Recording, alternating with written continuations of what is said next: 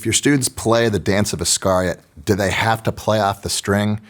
Well, probably not. I mean, I don't think there's any laws against it, at least not in this country that I'm aware of, but maybe you should start having them play off the string, because if they have the technique to really be able to play the dance of Iscariot well, they probably have the technique to start playing off the string. I like to have my students start playing off the string early, even in their beginning year, because I feel like it provides accountability to their bow holds and to their right hand technique. If they don't have a very good bow hold, they're probably not going to be able to play spiccato, or they're probably not going to be able to play brush strokes. So it really forces them to learn how to hold their bows correctly.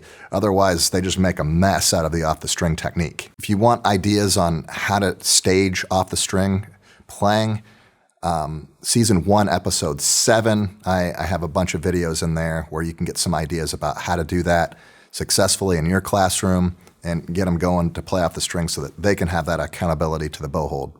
But let's look at some places where we might want to play off the string here. Right from the beginning, measure 1, we have these eighth notes. And I would probably have my students play these all off the string. I would probably have them play the spiccato. Also, in the third measure, we have these slightly separated notes. I probably will have my students brush those, play brush strokes. I mean, they're going to be on the string for a long time, but each note is going to have a little bit of a lift off the string and a return to the string. We've taught our students to play off the string, and that's great. You know, they're getting those eighth notes, they're getting the quarter note brush strokes, and here in the very last note of measure 7, they even use a colle stroke before they get to the dotted half note in measure 8. But we're not going to have them play a dotted half note off the string, right? No, that's not going to be very possible. So yeah, that's great. They're getting off the string. They're doing the off the string techniques just fine. But then we have the challenge of figuring out how to get back on the string, because not every note in the dance of Iscariot is going to be off the string. So I have a teaching companion to the dance of Iscariot, and it's found on my website at teachingorchestra.com. This is how I address it in the teaching companion. The first thing that I do is I make sure that we have an understanding style-wise of how we're going to play the quarter notes. If you're going to play them as brush strokes, awesome, but let's figure out how we're going to do that. Then the eighth notes, if we play them spiccato and off the string, okay, let's learn that technique too.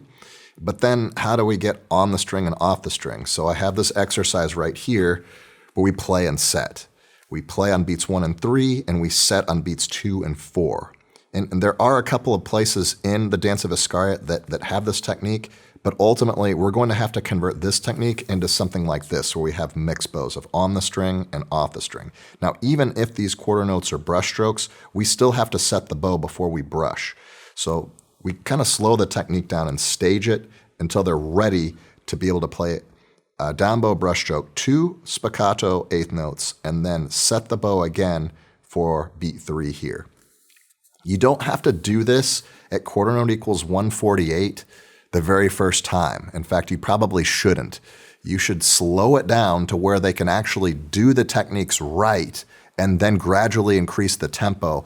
That's how you build skills. That's how you build the technique. If you go too fast and they're all playing really sloppy, try playing it 100 times sloppy and see how good you get at setting the bow. Probably not very good, right? But slow it down to like 70 and then see how they do.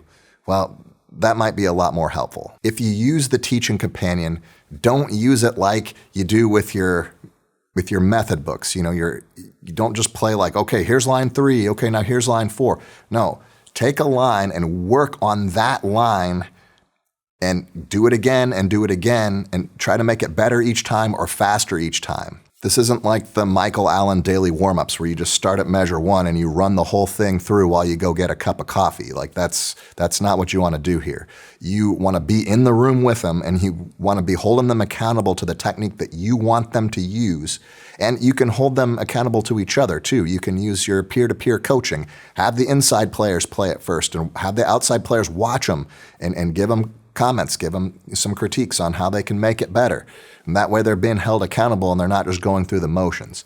You don't have to do every line in this every day that you're rehearsing the dance of Iscariot. Pick 2 or 3 lines at the most and get really good at those, and then move on to something else the next day.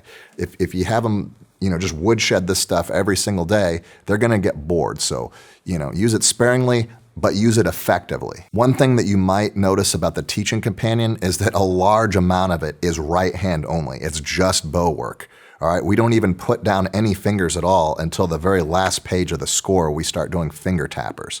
And that's intentional because string playing is a bimanual activity. And if you want to get really good at it, you have to reduce and simplify so that they can pay attention to one thing at a time. Another challenge that we have with the bows are that we have a bowing style change here at 52 at the start of this fugue. And we go from having shorter eighth notes to everything being legato through here. And then when each instrument comes in, same thing, okay? Nothing in the fugue is short. Everything is long and connected. So the problem with the fugue is that we want to develop good phrasing in the fugue, and we have some down bows that last for 3 beats and then a 1 beat up bow. And a lot of groups that play this, particularly younger groups that haven't learned the technique, tend to smash the up bows, and it's very unmusical. We want this to sound like a fugue. And if they're smashing their up bows, it's not going to sound like a fugue at all. It's going to sound like an ECG of a ventricular fibrillation event. Get out the paddles and shock your orchestra back into sinus rhythm, okay, by getting out of that habit of smashing the up bows every time, swooshing, back and forth. They're going to have to learn the technique. And so it's addressed here in the teaching companion, just right here, uneven bows on open D. Can you play 3 beats down and 1 beat up and keep these sounding even though the bow usage is not even? So we want this quarter note to be the same dynamic as the dotted half note. All right, so we have some strategies on how to address the Bowings and the dance of Iscariot. In the next video, we're going to talk about the left hand. The left hand is not quite as tricky as the right hand. Once you get the Bowings down, the left hand's a lot easier, but there's a couple of techniques that I think are also intentionally written, and I'm going to give you some strategies on how to solve those in the next video. So I hope to see you then.